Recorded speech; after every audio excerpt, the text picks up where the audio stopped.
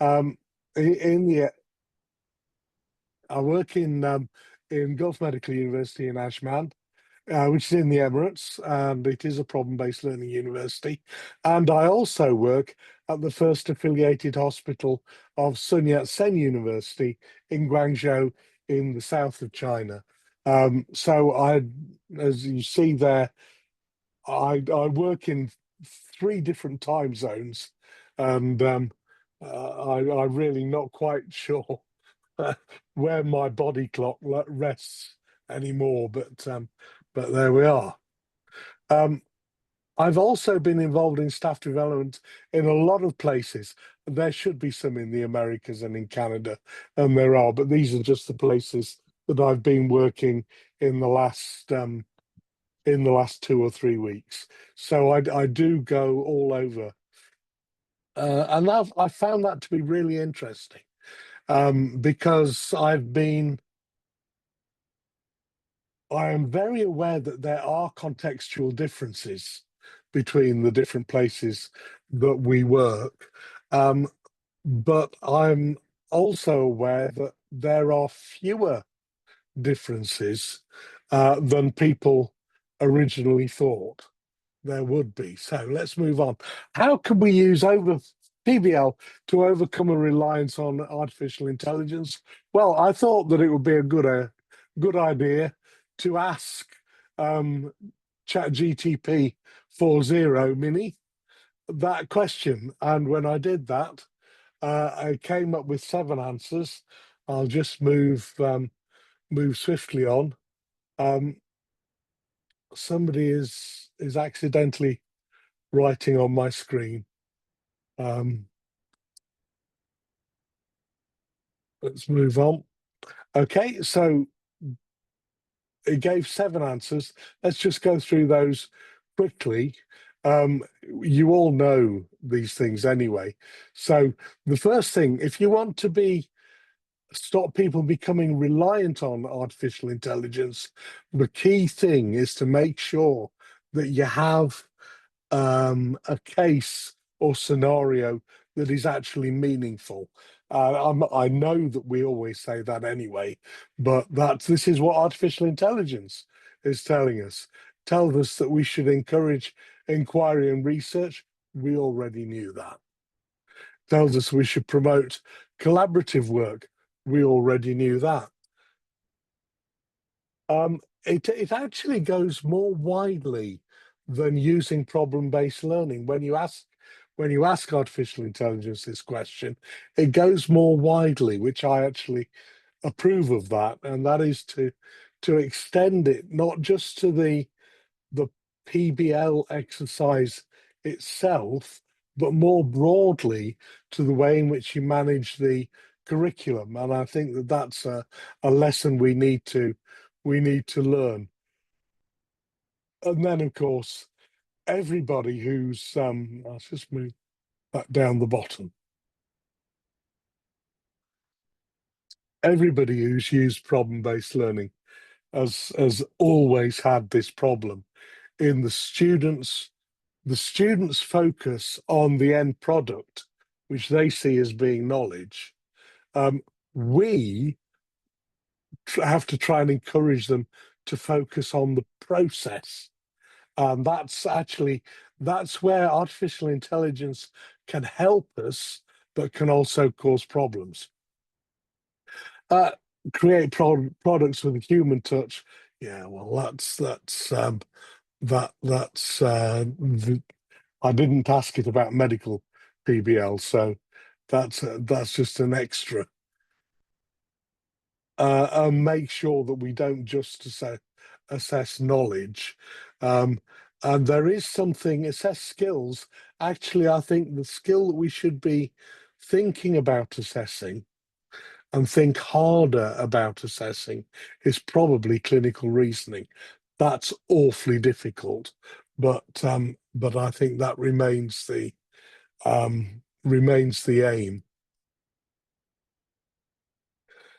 And if you get all of those principles of problem-based learning into the learning experiences through the curriculum, then you can foster an environment that values human intelligence and creativity and reduce the reliance on artificial intelligence.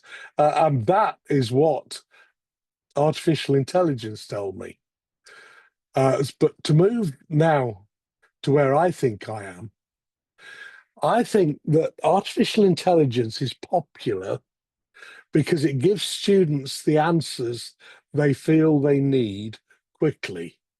So artificial intelligence is popular because it gives the students the answers that they feel they need very quickly. And it can be used, as we all know, it can be used to provide reasonably accurate information in the context of healthcare. I've carefully chosen those words. The problem that I see it, though, is not the acquisition of knowledge, and artificial intelligence is quite good at that, but in helping the students be able to internalize it and use it and retrieve it. And that's really where you can use, in fact, artificial intelligence to test the students, to use information, retrieve it, and so on and so forth. But that's where I see the difficulty. Students think that their business is about acquiring knowledge, whereas we, their teachers, think that actually, no, it's not about acquiring the knowledge. You need to do that, yes, but you have to be able to use it and retrieve it. And that's a different set of skills, sadly, if you think. And we can use AI to support the PBL process, either as a tutor, as a fellow student, as a patient, or even examiner. Um, I'll say a little bit more about that later because we actually use roughly half and half paper cases and video cases in Ashman. But we need PBL, problem-based learning, to pull it all together in a dynamic and sustainable way. So if you like, that's the thesis that I'm going to go through as we spend this next period of time together. On the positive side, and it is positive, AI is popular because it gives students the answers they feel they need quickly. If you ask the right questions in the right way. And it can be used to provide reasonably accurate information in the context of healthcare. Again, if you ask the right questions in the right way. My reservation about artificial intelligence, and it's a sweeping reservation, is that AI doesn't keep secrets and it actually doesn't care. Okay, there are ways that you can ask the questions, and there are ways that you can train artificial intelligence to appear to care, but it doesn't. It's just a machine giving back information that looks right. So, what's the problem? As I've said, I think it's not the acquisition of knowledge, but internalizing and being able to use and retrieve it. And we can use and should use AI to support the PBL process. We can use it to ask students questions, to encourage them to think about the case. You probably know, well, you're bound to know by now that if you give ChatGTP a PDF version of a written case, it will quite cheerfully ask the students questions at the level of a first year, third year, fifth year, finally a student. It will do that very easily, and it will analyze their responses and give them answers and correct them. You can use it as a fellow student. Again, if you write it carefully, you can use it as a fellow student to talk, in inverted commas, with the other members of the group about the case. You can use artificial intelligence as a patient, which we do to teach clinical reasoning, or you can use it as an examiner. All of these things are perfectly reasonable, and they're all good things to do. You just got to do it carefully, but then use problem-based learning to pull it all together in this dynamic and sustainable way. What I'm going to do, actually, because I'm frustrated by that that scribble on the bottom, I'm going to stop sharing, but I'm going to share my screen again immediately. So I'll stop sharing and I'll share again.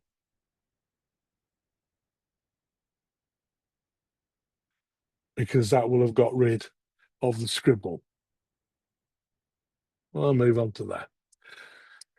I'm going to go back to something I wrote in with Hossam Hamdi in 2013. And it's easy to, if you Google my name, this is the paper it comes up with. It's a multi-theories model. It's a way of looking at how people learn. Now, I'm just going to go through that in a little bit of detail because it does fit with problem-based learning, and it gives us an idea of where we need to focus our issues. Okay, the first thing is dissonance. This is the model. Everything starts with existing knowledge. Everything that the student does is based on what they already know. So you, as educationalists, now all know that I'm probably a social constructivist, which I am. Okay, so everything starts with what they already know. Our job, when we give the PBL case or anything we do to teach the students, but let's say PBL case, when we give them the PBL case, the job of the PBL case is to trigger dissonance.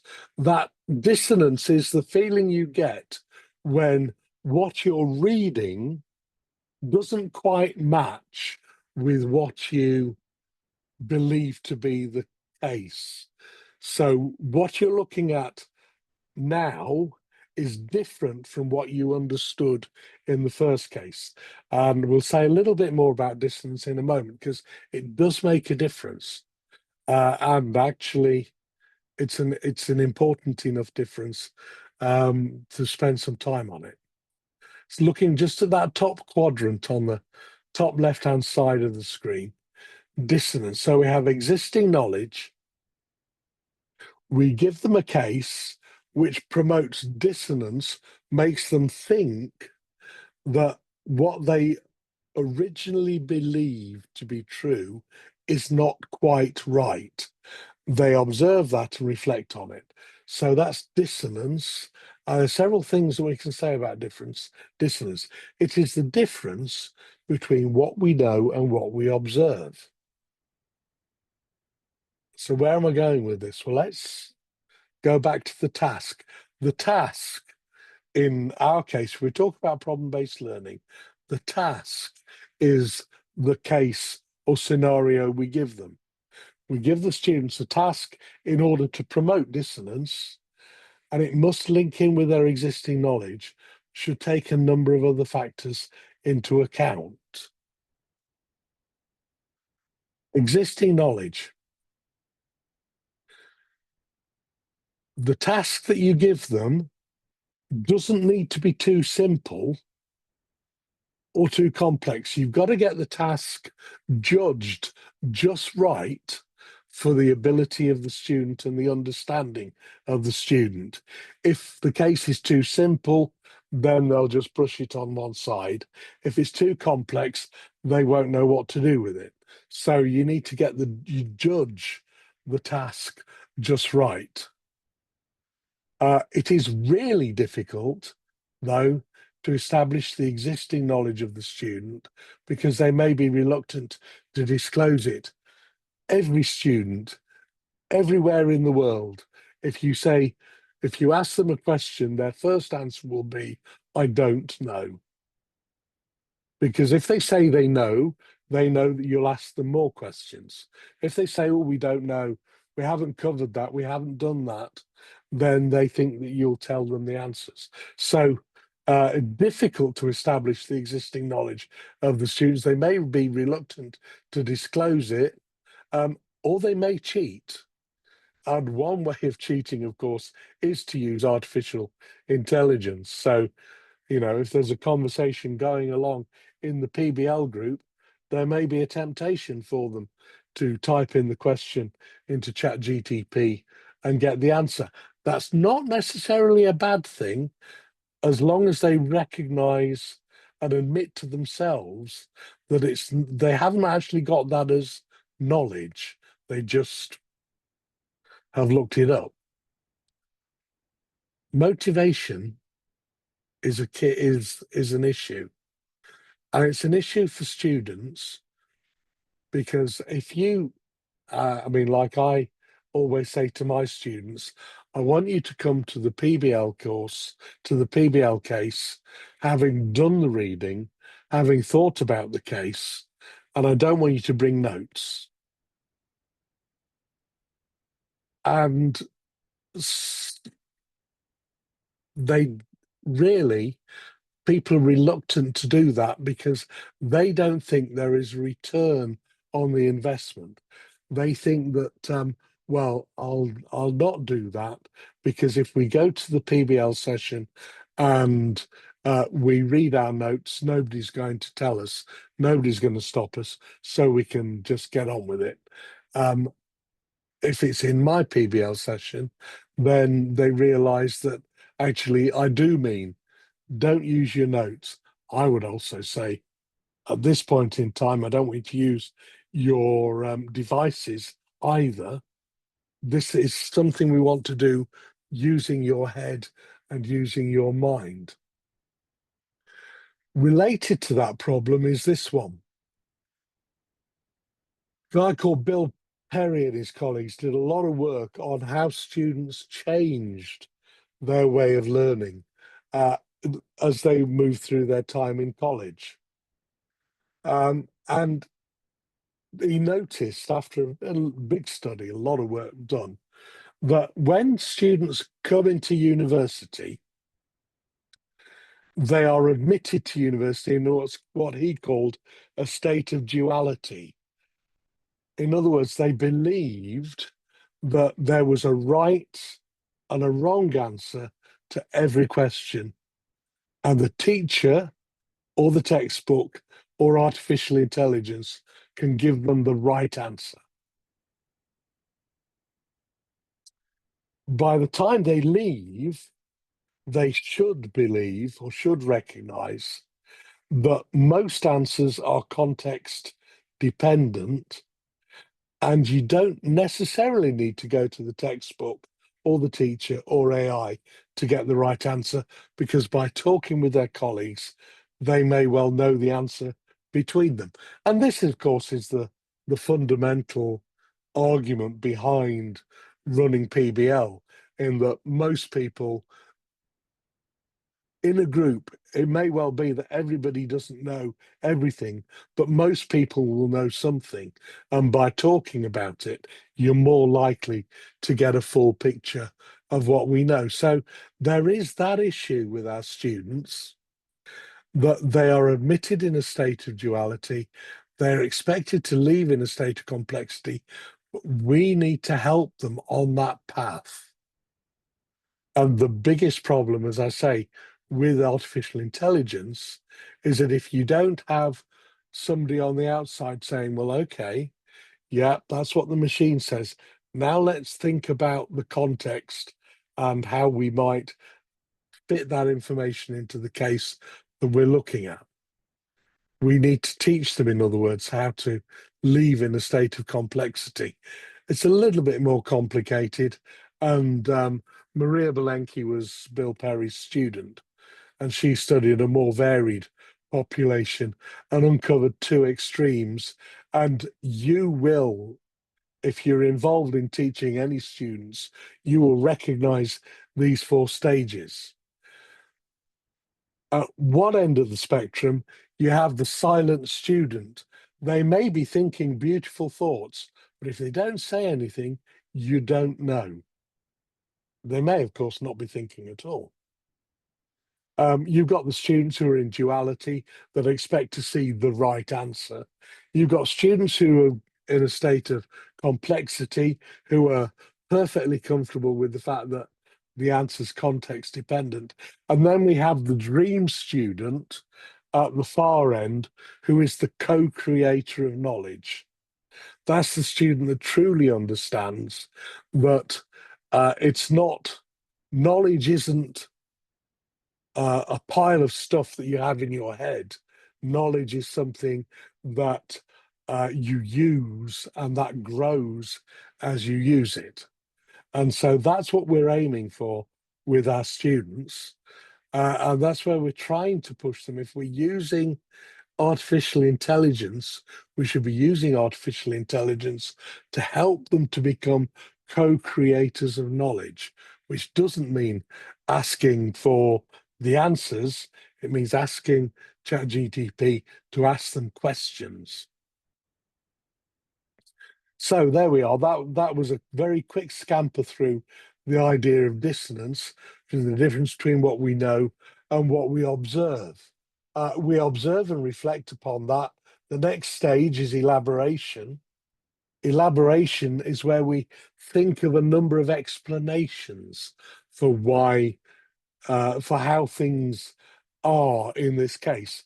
And in the PBL situation, this is where people are talking about the case and thinking about how the individual elements of the case fit in to the story that they're going to try and tell. And they'll should come up with lots of different ideas, which they should be able to refine. I've got no problem at all with students using artificial intelligence to refine their answers, but I really like students to use their minds to elaborate the different answers. And it's those that give new concepts. Elaborations need to be rich and in context. We're not looking for trivial explanations. We want explanations that are tricky. Next stage, as we know, and this is everybody who teaches in the clinical environment, it's this business. We expect our students to be able to organize things into a story that makes sense and reflect upon the evidence to make sure it fits the story. And that, again, AI will do that, but I would use AI. I would ask the students to organize and reflect upon the data, but actually use AI as a way of they should be able to articulate that into artificial intelligence and see if the chatbot can agree with them. That would be a useful place to use it. And the final stage is, as you predict, it's consolidation and reflect, and that's about rehearsing the arguments, applying the new information, and reflecting upon the learning process. Reflect has come up a number of times. Reflect has come up under observe.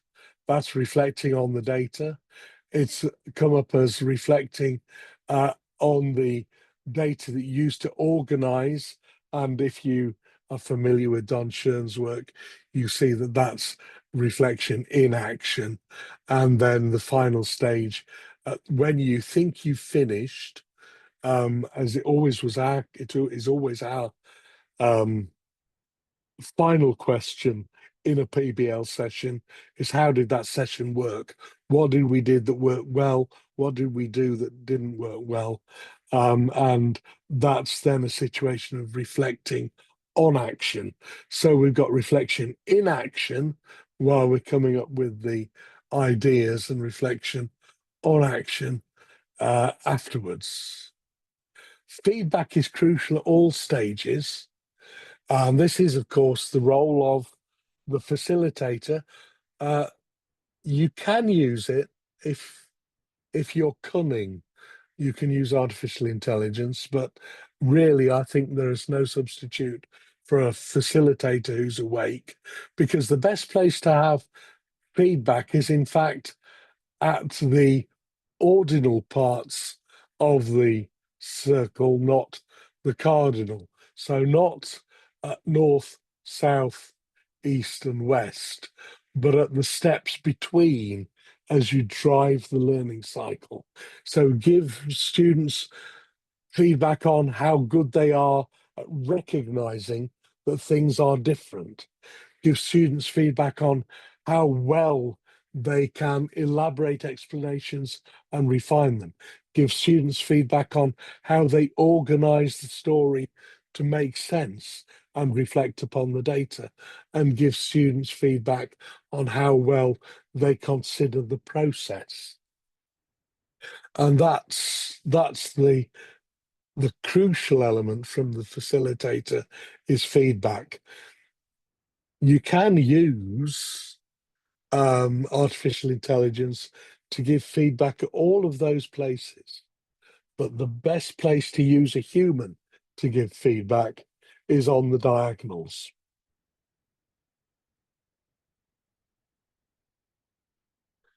You can use AI to support the process, I've already said.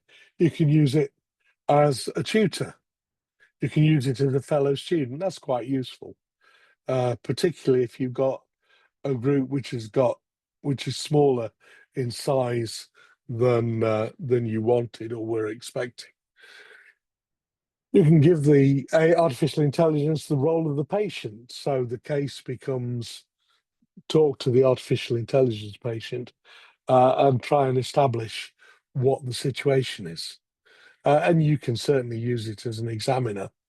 It's all down to tell the I use ChatGTP, so tell the AI bot what's expected of it and be explicit about the level at which it should be working, the topic it's working on, and its role. If you tell it it needs to be a tutor, it will act like a tutor. If you tell it that it needs to be a fellow student who's not following the argument, it will do that. I mean, it can do all of those things. Um, but I would say that what we need to do is make sure not just that we know how these things work, but actually train the students to use artificial intelligence properly. That has been the theme of most of the papers actually over the last 6 months about artificial intelligence. It's not about using it, which is neither good nor bad. It's about making sure that people know how to use it and have been trained to use it. And I suppose my plea is that we remember to tell the students that it's a tool and it's not actually the answer. Got 6 new messages, see where we are. Right, okay, so we've got some papers coming out. Okay, let's move on to the next stage. I'll not talk about this at any length because we've already done it and I don't want to say any more than I've already said. I'll just put that there. That's just to show you that there are two recent Amy guides, 172 and 178. And I know that Prof Nilesh can get hold of those for you, but they're the things we've written most recently on artificial intelligence in health professions education. It's been quite an interesting time.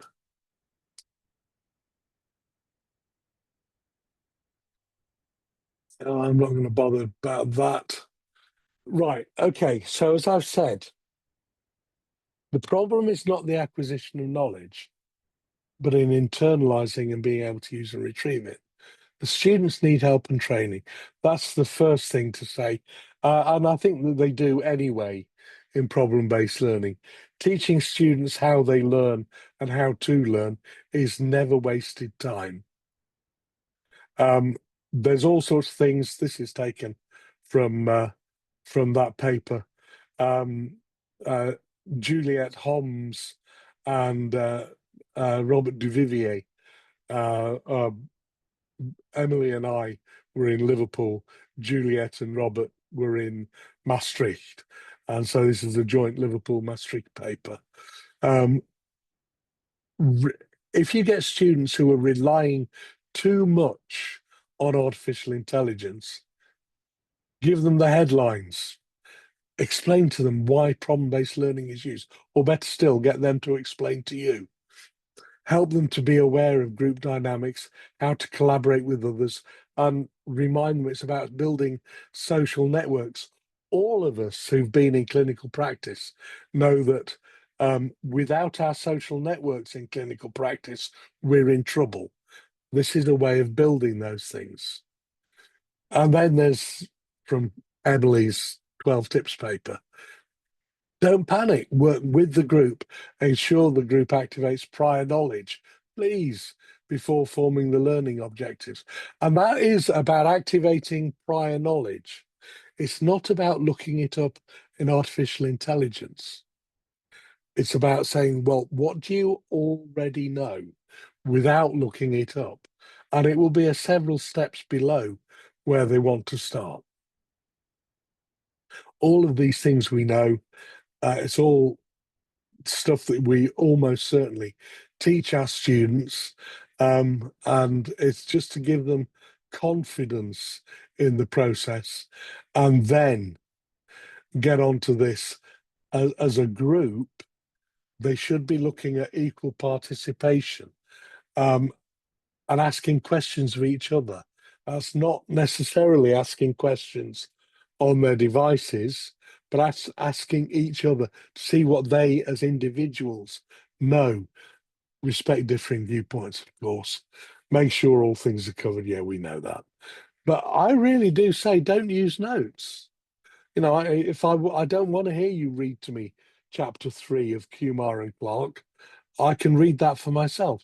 I just want to hear you say what you understand, and be prepared for somebody to say, are you right? Are you sure? What's the evidence for that? All of those skills that we have as facilitators, we need to bring back into the student experience, because it's about articulating what you know. And this whole business of articulating means to say out loud. Okay? Tell the story in a way that makes sense. And there are good reasons. There are good intellectual and research-driven reasons for why people need to actually say what they understand rather than think beautiful thoughts. But you know, let's just move on from that. Trust me, the evidence is there. We want them to do it without notes and artificial aids.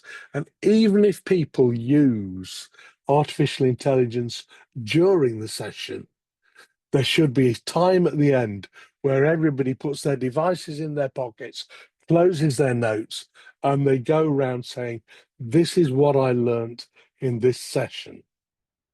That is, we've found that to be the best way. Perfectly happy to let our students use artificial intelligence in its various forms. Got no problem with it at all. But there has to be a point in the day where you say, right, okay, I'm not asking ChatGTP, I'm asking you, Mohammed, what do you understand about this case? And it works better that way.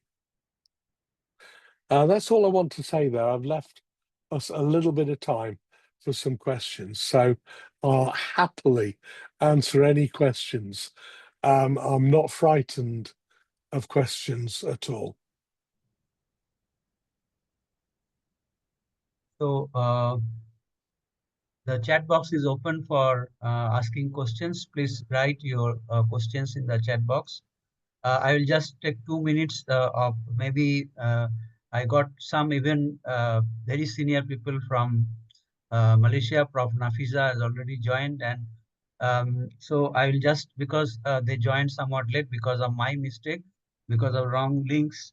So I just summarized that Prof David started with one of the important themes that when we assess the PBL, we should assess skills in problem solving and creativity, and that's how probably that whether they are learning or not.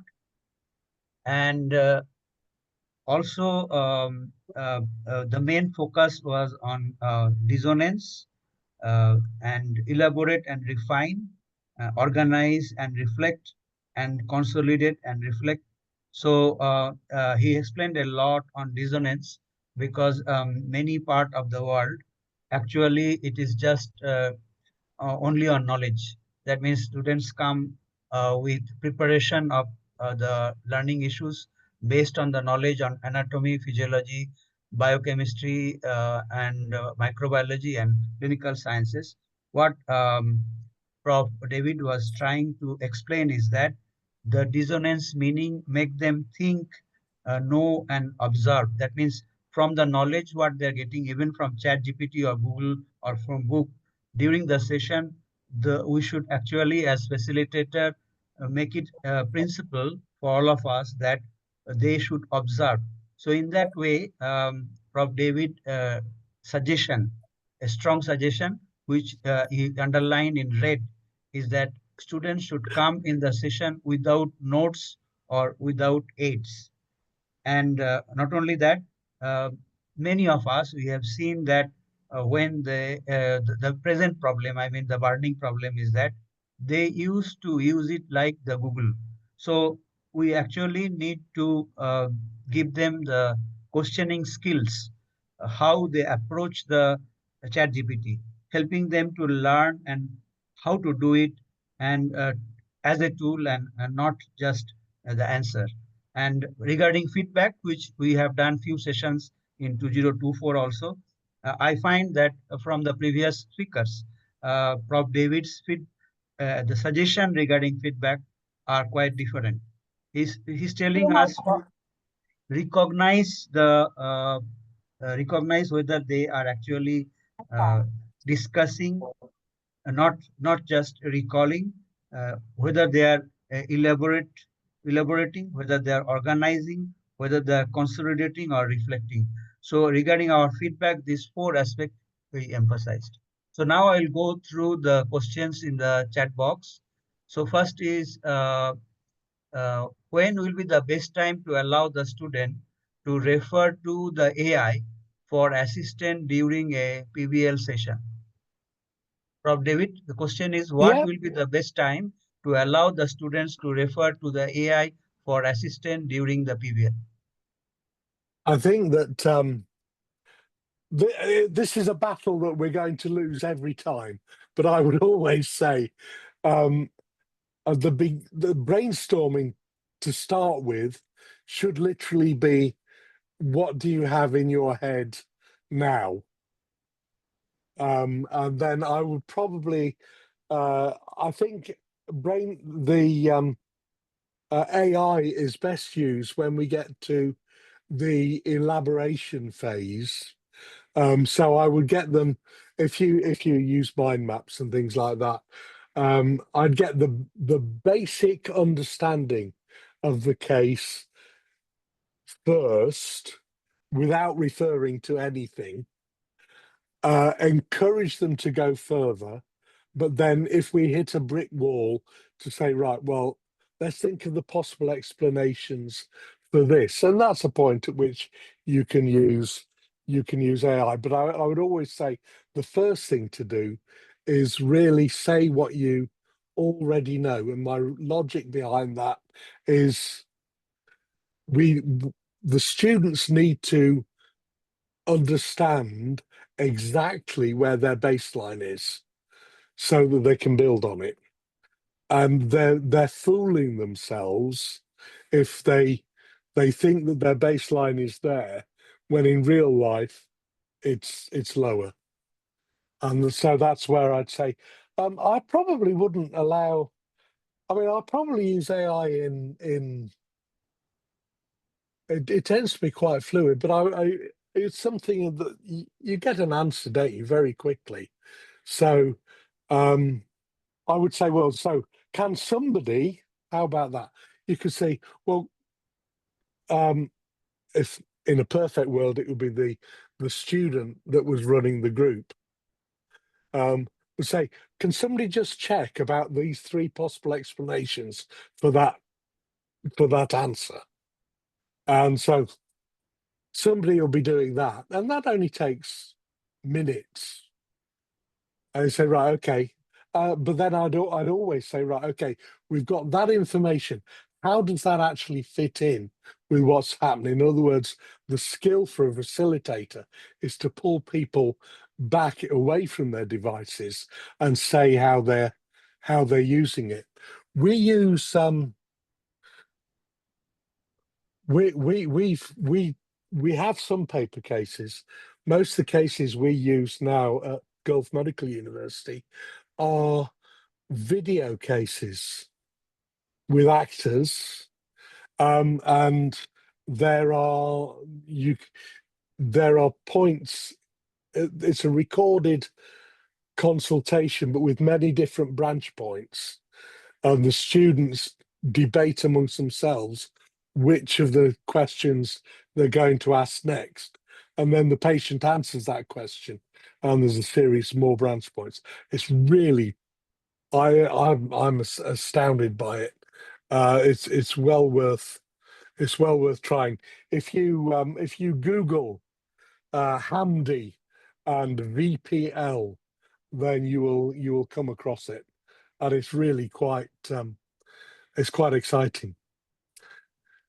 And of course, just like AI is changing rapidly at the moment, that's the video is governed by clicking buttons on a screen, but we've already got the prototype where you can talk to the actor the other side of the camera. You can talk to the actor during the consultation, and they will change their responses. It's just magic.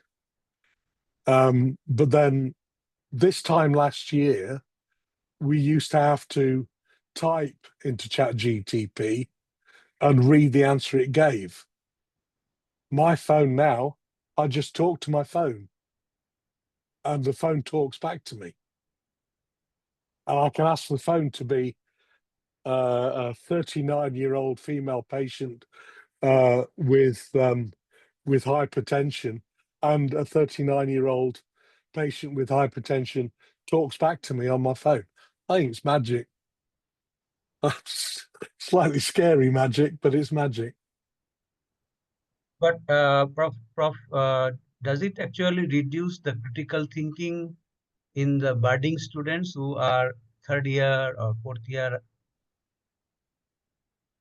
Yeah, well, actually, yes, we do look at critical thinking quite a bit. But we've actually got a research project that we're starting in a month's time, where we're looking at the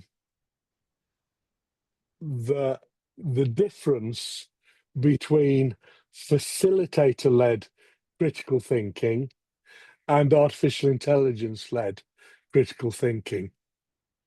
And we've actually got that as a research study that we're going to be doing.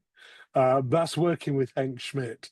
That's been the most exciting thing in my career recently, has been, having learned problem-based learning from Henk in about 1987, to come back all these years later, when we're both still alive and working, and actually to be able to have these sort of research projects going, because Henk is somebody who really understands critical thinking as a serious psychologist. Great fun. Because Microsoft actually did one experiment about 4 weeks back, and it was public through a journal article also, that there is a significant reduction in critical thinking. Those who, even for simple problems, go to ChatGPT. It is not about Yeah, for education. It is even simple problem. If they go to ChatGPT, it reduces their critical thinking significantly. Yeah, no, I think you're absolutely right. I think the answer there is to I mean, I think we have to accept that people are going to use ChatGTP, but the answer is to really get them to, well, remember that ChatGTP doesn't actually know and doesn't actually care. So they should always be critical of it, just as you should be critical reading, well, using a YouTube video to learn about cardiovascular physiology. It might be right, it might be really good, but it might be absolute rubbish. Same with ChatGTP. You've got to, but the benefit is if we're teaching the students to use their critical faculties properly, that is absolutely transferable skill. Yeah, so somebody who thinks critically, and they can't. Once you've got into that, you can't switch it off. As I think most of us probably know ourselves. Think actually, why can't I just accept that? No, I can't accept it. Why is it like that? And but then we're all in the business of. That's why Yeah, we're all doing the jobs we do. that is why So I like your all the slides on dissonance, and I need to yeah, educate even our university that dissonance process should be there. And many of us do not practice that because mainly the problem is nowadays, you know, that there are reflection on facilitator performance, and sometimes it is in KPI.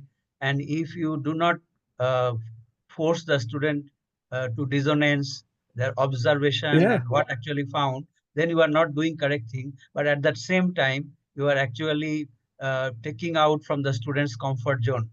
So naturally, the facilitator, when they give the feedback, if the feedback comes down, yeah. facilitators are always afraid.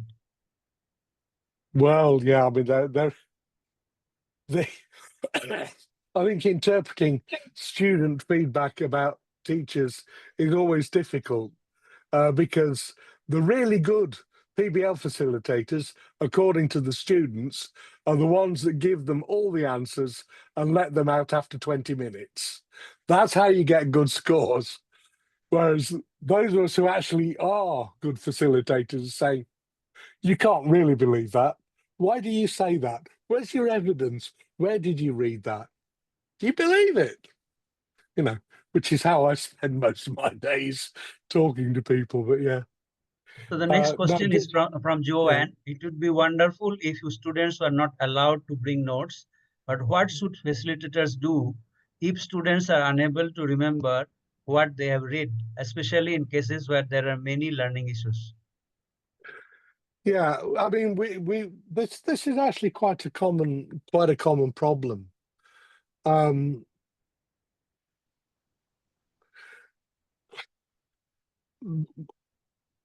if it's a particular student and they always have this problem, then it would be the only case where I'd say, because I normally say everybody do everything and we'll go from there. I know that there are people who say, well, you do the physiology, you do the anatomy, you do the. If there's a student who's always got this problem, then I would say, right, um, what I'm going to do next week, which topic are you going to come and talk to us about? Okay, so when we meet next time, what are you going to tell us? And that gives them chance then to prepare. I wouldn't do it every week, but I've always found that if you do that a couple of times with individual students who've got a genuine problem, then that helps because they know they're prepared. They can do a little bit of extra work and do that. But I mean, I have also had the situation where the students have all sat there like pieces of meat, and I said, well, you know, it's not my problem that you haven't done the work. So I shall see you on Tuesday. Bye. And you don't have to do that very often. They worry then. But you know, I'm far enough in my career that I don't care if anybody sacks me. If I get bad feedback, my head of department says you're not doing a good job. I say, fine, fine. I do, you know. But it's they. Thing is, when people realize, I mean, you're quite right, Joanne. That thing about when there are many learning issues, sometimes there is a point in saying, well, actually, for next week, we couldn't possibly cover all that. So shall we prioritize? And that it's part of the elaboration and refining, isn't it? You say, well, let's prioritize something that, what do we all find confusing? What do we all find confusing about this case? Right, let's prioritize what we find confusing. Because we all know that students come up with learning objectives that they know the answers to. They already know. You know, what happens if you inject adrenaline? Well, yeah, you know. What's a beta blocker? You know what a beta blocker is. We don't need that as a learning objective. Let's prioritize the things where we've got to understand it. So prioritize. Thank you. So is there any other questions? Otherwise, I think we should also be compassionate to Prof David, because it is 2 a.m. there, I think 3 a.m. 309. Yeah, so he should also sleep and take some rest. Thank you so much. I sleep when I'm dead, you know. Till then I'll keep working. So how often you come to UAE, Prof? In the UAE, well, it works out about 3 months in the year, but it's spread out So is it through the. possible to have a PBL symposium in UAE? I'm sure my new chancellor and my new vice chancellor of academics will say yes to that. Because we have our representative in UAE, Dr. Enrico. Good morning. Good morning. Yes, I was actually Hello. the same. Good morning, Prof Taylor. Yes, I'm with the HCT. Oh, right. Yes. Yeah. Yes. I know your uni. You know mine. Yeah, absolutely. Yeah, well, we'll see what we Yeah. can organise. There's no Yeah. reason why not.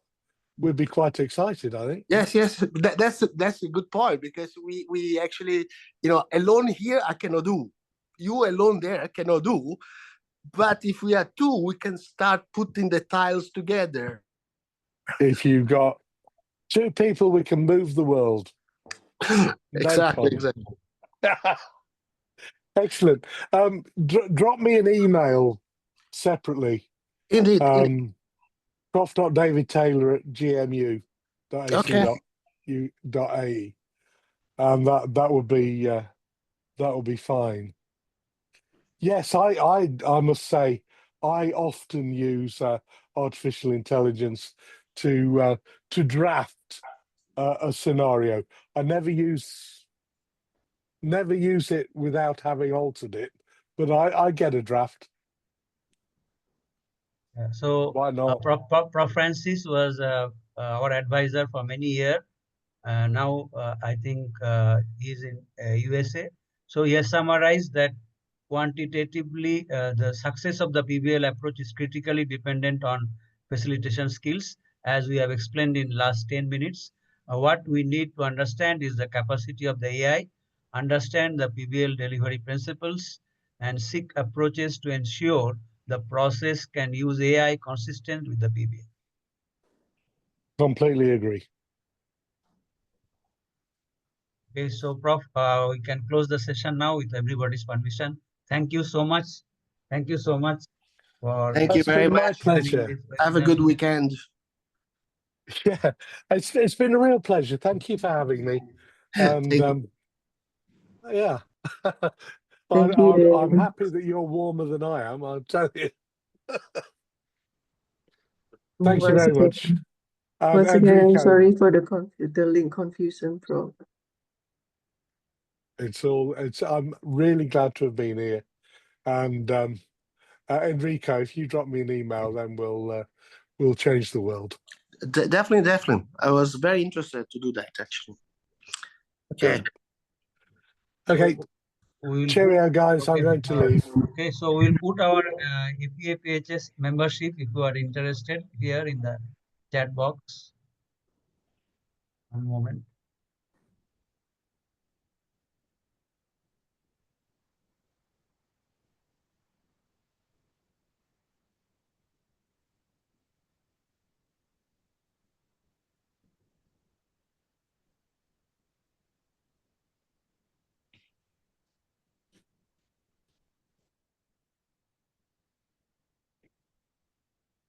I found the website before, so I'm probably okay. Thank you for having me. Enjoy your weekend, and Thank you, Prof. I might read for a bit before I go to bed, just to wind down. Yeah. Cheerio.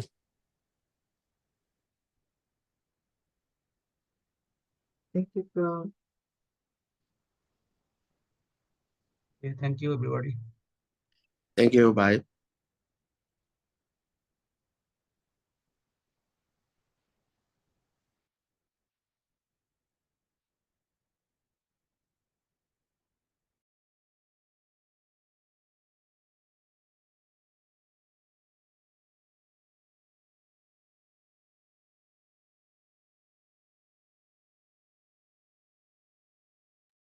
Dr. Adrianta? Dr. Adrianta?